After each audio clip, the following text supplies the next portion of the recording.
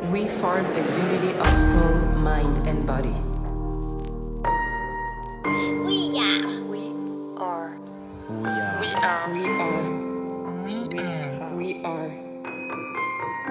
Commençons par définir qu'est-ce qu'un médium. Médium signifie au milieu. Le médium est donc une personne intermédiaire entre deux mondes, celui du ciel et de la terre, celui du matériel et de l'esprit, celui des vivants et des morts, celui qui voit, entend ou ressent toutes les dimensions. Et est-ce qu'on est médium ou on devient médium? Alors, pour moi, c'est pas qu'on le devient ou qu'on est, genre avec cette spécificité-là. Pour moi, en fait, on l'est tous. Parce que, comme je te disais juste avant, on l'est tous au niveau de la conscience. La conscience, elle est connectée au grand tout, on va dire. Et du coup, c'est ce qui fait que la médiumnité, en fait, c'est un mot, tu vois, qu'on met dessus pour comprendre un petit peu ce qui se passe et mettre un mot sur des phénomènes. Mais en soi, c'est quelque chose de naturel. Moi, je suis pas plus médium que quelqu'un d'autre. Ouais. Tu vois, même si au début, quand je savais que je savais faire tout ce que je fais avant de le faire, mais je savais pas pourquoi. Et je me disais, ah merde, je sais que je sais parler avec les morts. Je sais absolument pas comment on fait. Je sais que je sais faire ça, mais je sais pas comment on fait. Parce que l'info, c'est comme si c'était déjà encodé, tu vois. Ouais, exactement. Et pour moi, ça, c'est quelque chose qu'on a tous. Et mais c'est pas forcément développé chez tout le monde parce qu'on a chacun des choses à expérimenter différentes sur Terre, tu vois. Ouais.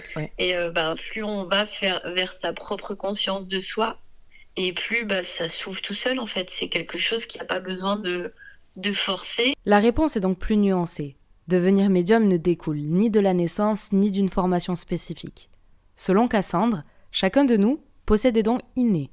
Et nous sommes destinés à les développer en fonction du chemin d'incarnation que nous avons choisi. En d'autres termes, cela reflète l'essence de notre mission sur Terre. À quel moment as-tu pris conscience que tu possédais des capacités médiumniques ? C'est arrivé, j'avais 24 ans. 23-24. Ah oui, ok. Et en fait, j'ai bossé.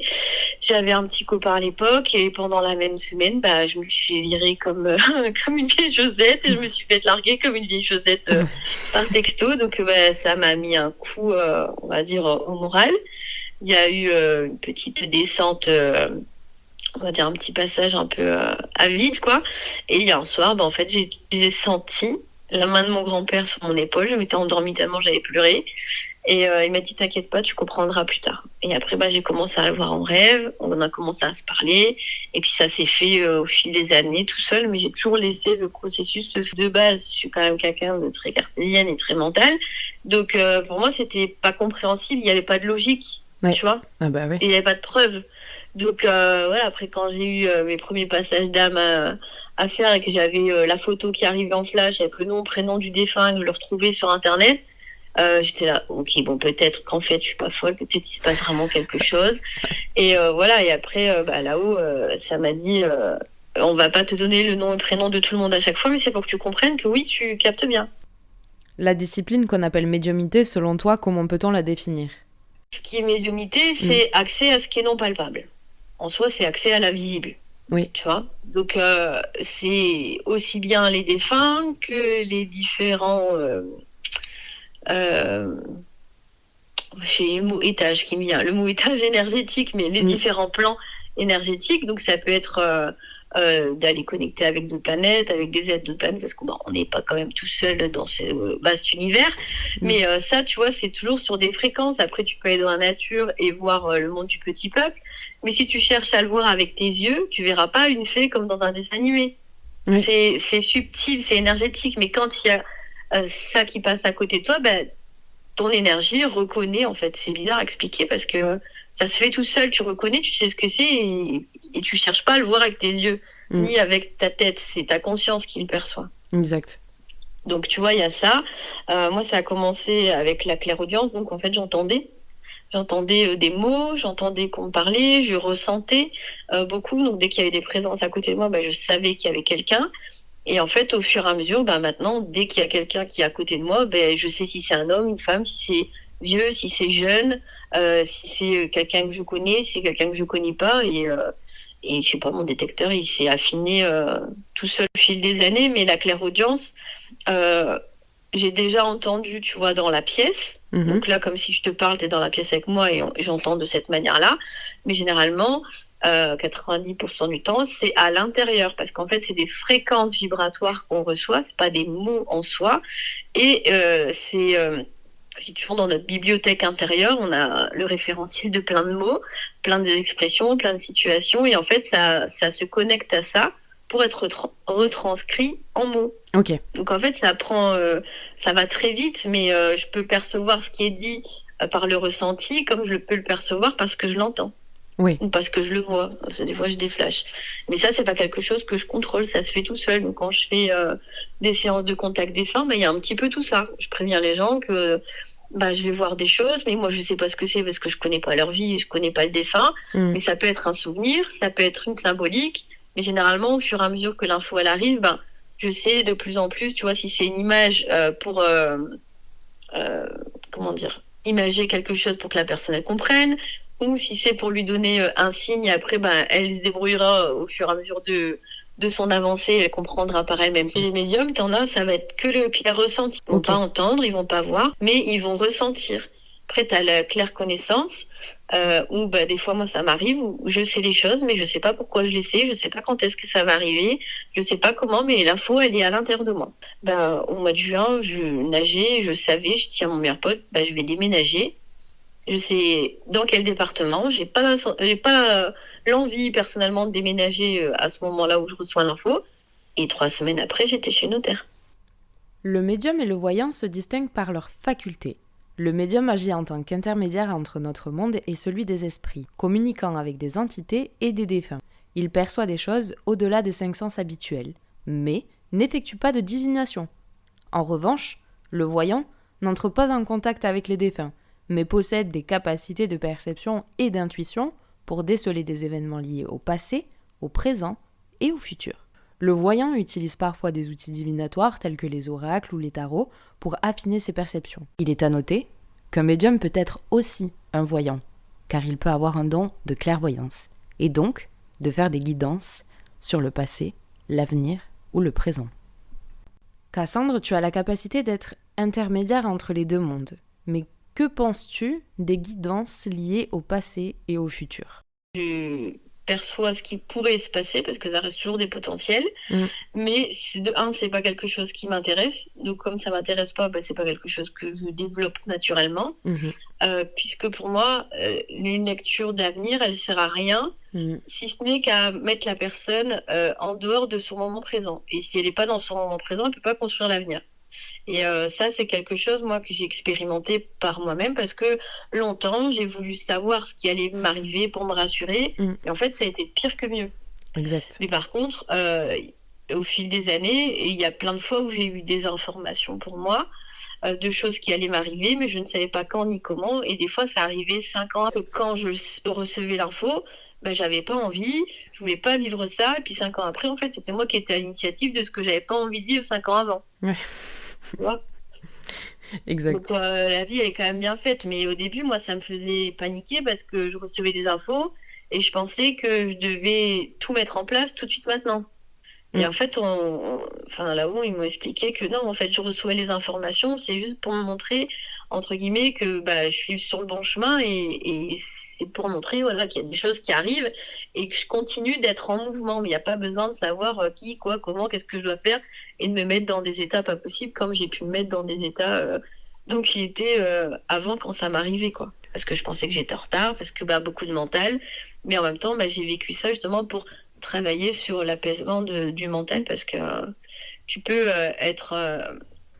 faire de la médiumnité et pour autant pas être stable émotionnellement à l'intérieur de toi. Parce que au niveau de la conscience, le temps, il n'existe pas. Exact, en plus. Donc en fait, c'est complètement ridicule de vouloir faire une lecture d'avenir. Tu vois, c'est comme quand je travaillais avec les annales akashiques, des fois, tu as accès à des vies passées.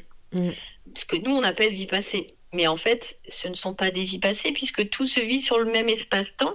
L'âme étant multidimensionnelle, tu es capable d'être ici et d'être ailleurs. Donc en fait, c'est quelque chose que tu vis dans le présent. Il n'y a que le présent qui existe, le reste, ça n'existe pas. C'est ça. Tu vois, c'est que des projections de conscience. Donc, à quoi ça sert de vouloir avoir une lecture d'avenir? Enfin, moi, j'ai toujours trouvé ça ridicule.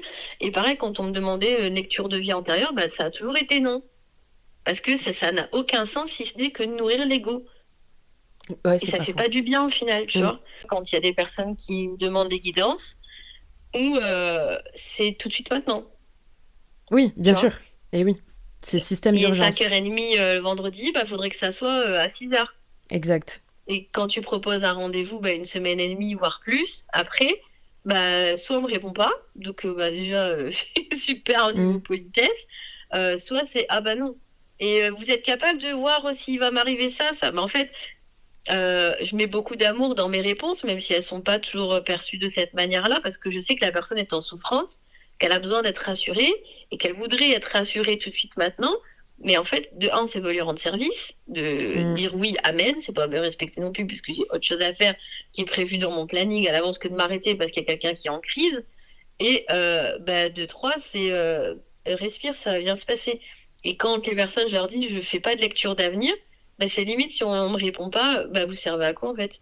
Elles servent à quoi vos guidances? Ouais, c'est Bah, ça. justement, c'est que t'as pas compris le principe, puisque la guidance, et dans ma manière de travailler, bah, c'est de transmettre toutes les énergies qui sont en présence, tous les messages que je reçois dans ton présent, donc là, ici, maintenant, pour que toi, ensuite, tu prennes tes responsabilités, tes propres décisions, que tu fasses tes choix. Peux-tu nous expliquer comment se déroule une séance, un accompagnement avec toi? Avant la séance, je lui demande toujours de m'envoyer un mail en m'expliquant brièvement, parce qu'il y en a qui me racontent leur vie, mais brièvement ce qui les traverse.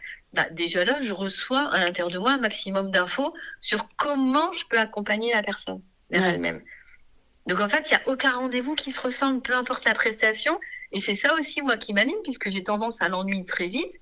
Bah, du coup, là, je peux pas m'ennuyer. Déjà, il y a 1 milliard de possibilités en fonction de chaque personne qui vient et en fonction de la prestation qu'elle choisit. Parce qu'à un moment donné, je me suis posé la question, puisque tout revient toujours à la même chose, hein, l'accompagnement individuel, est-ce que je proposerais pas que ça? Bah oui, mais en fait, c'est pas à moi de choisir. S'il y a des personnes qui ont besoin de passer par une communication animale et que c'est le chat qui doit dire à la gardienne que bah, ça serait bien qu'elle s'ancre un peu plus, que ça serait bien qu'elle fasse ses propres choix, qu'elle arrête d'écouter un tel, parce que les animaux sont au courant, et bah, ça peut passer par là. Si c'est par une lecture avec des cartes, une guidance et des messages, bah, ça passe par là. Si c'est par le fait de parler avec papy ou avec mamie, bah, ça. Et puis, c'est pas l'outil qui va faire que, c'est comment toi, tu vas utiliser l'outil. Tu vois, là, c'est pareil, dans les prestations, bon, les guidances, avant, je les faisais que en retour avec audio. Je prenais pas les personnes en visio. Après, bah, comme j'aime bien changer un petit peu, je me suis dit, bon, bah, je vais faire du visio. Comme ça, je le fais en direct avec la personne. Bon, il y a des rendez-vous, ça se passerait bien. Il y a des rendez-vous quand les personnes, elles veulent absolument que je leur dise ce qu'elles doivent faire, si elles doivent quitter leurs copains, si elles doivent quitter leur travail, leur dire ce qu'elles doivent faire comme métier. Clairement, ça me gonfle. Donc, il y a un moment donné, je me suis dit, bon, ben, on va faire entre les deux, tu vois. Et donc, je propose les deux en visio. Et voilà, pour ceux et celles qui se sentent appelées. Et je repropose aussi en audio, pour celles qui veulent juste garder l'audio, parce que comme ça, elles peuvent le réécouter. Moi, je sais que je préfère en audio, comme ça, je peux réécouter des mois après, me dire, ah oui, c'est vrai, il y avait eu ça comme message que j'avais reçu, maintenant je comprends. Ouais. Tu vois, en fait, mais c'est ça de se poser la question de est-ce que tu continues, comment tu fais, tu vois, parce que ça te permet de te réajuster, de réaligner aussi ton énergie dans ce que tu proposes. Je fais plus de travail de guérison émotionnelle, de vie passée, transgénérationnelle comme je pouvais le faire avant, parce que pour moi, c'est relié au plan mental et au plan de l'ego, et ça continue de nourrir la personnalité égotique, tu vois. Puisque sur le plan de la conscience, en fait, l'âme, elle a aucune blessure. Toutes les blessures de l'âme que Lise Bourbeau, elle nous sort, c'est de la pure connerie. Puisque l'âme, elle est unité, amour, paix, fraternité, tout ce que tu veux. Elle peut pas être blessée. Par contre, oui, elle vient vivre ce que ça fait d'avoir telle ou telle blessure dans un corps et de le ressentir. Mais en soi, du coup, est-ce que ça veut dire que la blessure, elle existe sur le plan de l'âme? Elle existe que sur le plan de l'expérience. Tu vois? Et donc, je me suis dit, bah, ça sert à rien que je continue de faire des guérisons là-dessus. Et après, il s'est passé des choses pour moi aussi, où je vois les choses autrement maintenant. Donc, en fait, maintenant, les accompagnements annuels que je fais, c'est juste la reconnexion à la personne, à son âme, au-delà de son ego.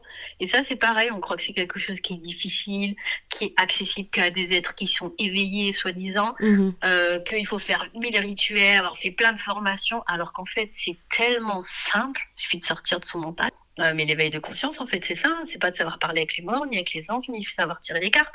Mais tous les livres qui sont proposés dans la spiritualité d'aujourd'hui, ben, fait qu'on se perde parce que ça fait partie du jeu, qu'on expérimente plein de trucs pour se dire à un moment donné, bah ouais, mais en fait, je vais toujours pas mieux.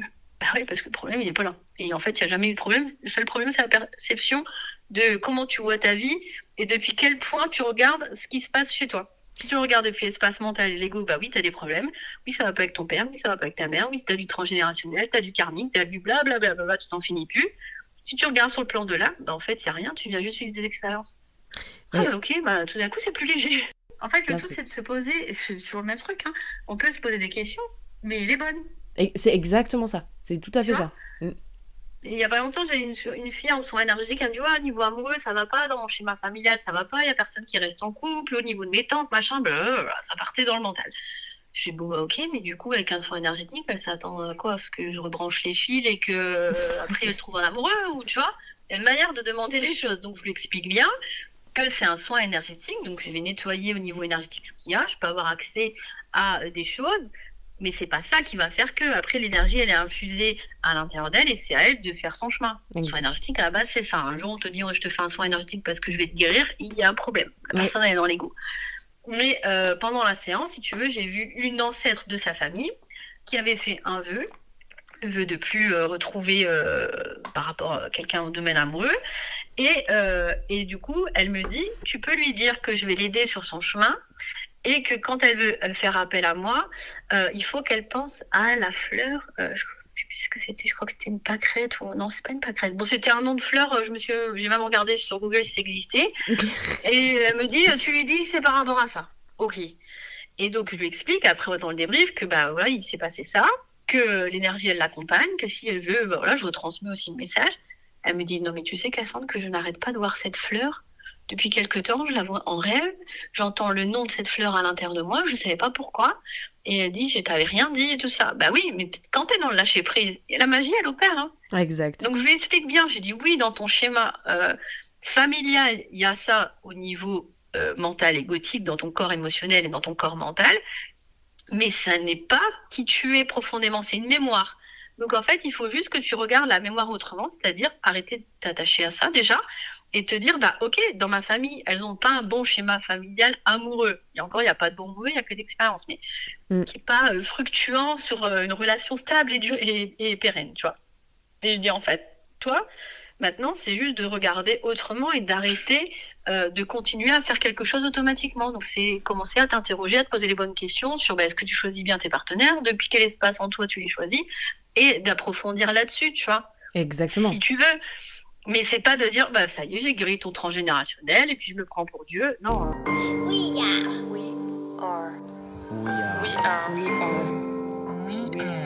are.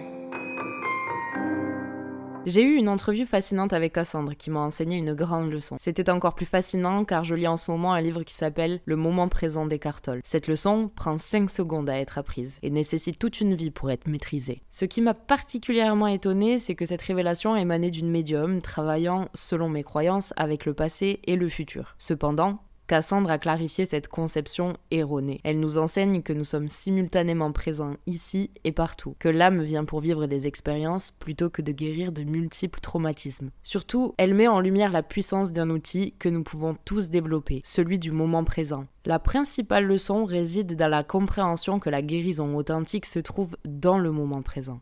C'est là que l'on abandonne le passé et crée son futur. Si l'on n'est pas dans le moment présent, passé et futur peuvent conduire aux abîmes de la souffrance. Je dédierai donc prochainement un épisode à la manière de rester présent. Un grand merci à Cassandre et merci à vous pour votre écoute. J'espère que ce podcast vous a apporté des enseignements. À très bientôt pour un nouvel épisode.